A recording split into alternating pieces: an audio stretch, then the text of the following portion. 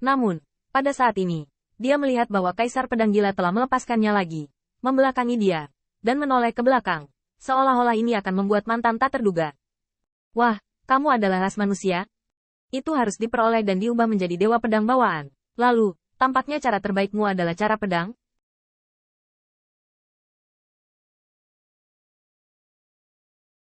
Baik. Qin Yichen ingin mengatakan bahwa itu karena Dao Wei lain terlalu tinggi dan tidak dapat diprediksi, seperti HOI Universe Jue, seperti 5 elemen Dao. Sebaliknya, Dao-Daonya adalah yang paling rajin. Namun, Yang Chengxiang baru saja selesai menjawab dirinya sendiri. Kaisar Pedang Gila tidak pernah membiarkannya pergi lagi. Lalu mengapa kamu bersembunyi ketika kamu menyentuh kekuatan pedang Kaisar barusan? Kamu hampir tidak bisa tidak berlutut. Qin Yichen tercengang. Bukankah itu karena tentara Tao Anda adalah pedang Kaisar? Bukankah karena kamu berani menyaingi nenek moyang Xuan Yuan dengan pedang? Padahal kamu akhirnya dikalahkan oleh Crazy Blade Emperor. Meskipun semua ini hanya fitnah Qin Yichen dan tidak dengan jelas mengatakan apa-apa, Kaisar Pedang Gila tampaknya memiliki pandangan ke depan, dan tampaknya menganggap kekuatan ilahi sebagai dirinya, dan langsung mengangkatnya. Wah, apakah ini yang kamu sebut kagum? Sulit menjadi senjata besar, sulit menjadi senjata besar. Kaisar Pedang Gila tampak marah, tiba-tiba menyeringai dan berkata, "Hei, orang-orang ini. Betapa kagumnya ketika orang-orang ini diserahkan kepada Wansi. Dan biarkan Wansi berpikir bahwa itu demi itu, dan sudah jelas. Sebenarnya, mengetahui dunia berarti membiarkan Anda menjalani apa yang mereka inginkan." Awe, sial. Nak, Kaisar bertanya padamu, apa gunanya kagum bagimu? Apa gunanya? Orang-orang itu, beritahu kamu bahwa kamu kagum. Kamu harus takut pada Kaisar. Kamu harus takut pada kekuatan semua ras. Dan kamu harus takut pada semua keberadaan sehingga kamu harus terpesona. Seiring waktu, dunia merasa bahwa semua hal perlu dikagumi. Tampaknya menjadi kagum, dan itu telah menjadi kebajikan dan kemampuan untuk menetap. Kaisar Pisau Gila melebarkan matanya, menatap Qin Yichen, dan menanyakan setiap kata. Tetapi pernahkah Anda berpikir bahwa kekaguman Anda hanya akan membuat segala sesuatu yang Anda kagumi menjadi lebih tak terkalahkan, bahkan lebih tinggi, dan Anda lebih takut di hadapannya? Qin Yichen diangkat, dan dia hanya merasa bahwa kekuatan sucinya sulit untuk mendapatkan pijakan di depan kekuatan pedang Kaisar Pedang Gila. Kalimat ini membuatnya tuli. Dengan kagum. Kamu tidak hormat. Itu ketakutan. Apa yang salah dengan pedang Kaisar menjadi Kaisar? Bagaimana jika Kaisar adalah Kaisar?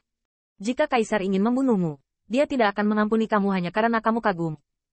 Kagum di mana-mana, ketakutan di mana-mana. Lalu apa gunanya memperbaiki jalur pisau ini? Tanda seru. Wajah Qin Yichen rumit. Senior, apa yang ingin kamu katakan? Kaisar Pedang Gila mendengus dingin. Seolah-olah penuh penghinaan, tetapi tidak bisa membantu tetapi memarahi. Ajarimu untuk Xuan Yuan. Kamu sangat kagum ketika melihat pedang Kaisar.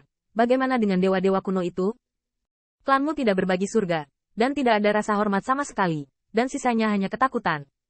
Aku bertanya padamu, apakah jalur pisaunya? Melihat Kaisar Pedang Gila yang galak namun galak yang mendekatinya, Qin Yichen terkejut dan bingung.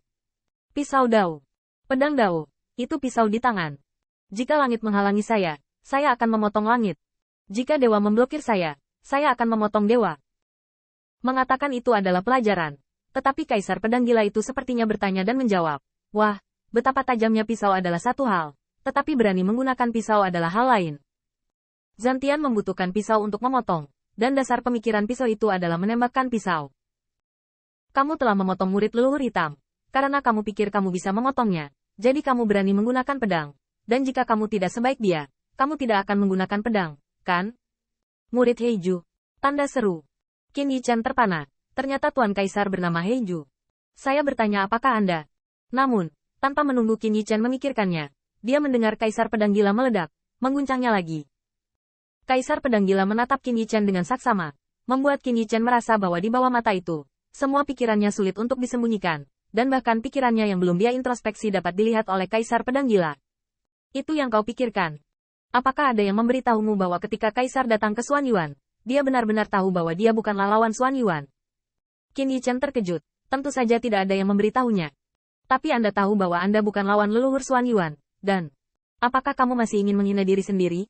Apakah kamu ingin kalah dari Xuan Yuan? Kaisar Pedang Gila meremehkan. Jika kamu kalah, kamu kalah. Pemenangnya bisa tinggi dan diejek. Tapi mengapa Kaisar ini repot? Dia akan melukai Dao Heart-nya karena ini? Qin Yichen terkejut. Itu dia. Jika para senior hancur karena ini, tidak mungkin untuk mencapai nama Kaisar Pedang Gila. Anda tidak mengerti.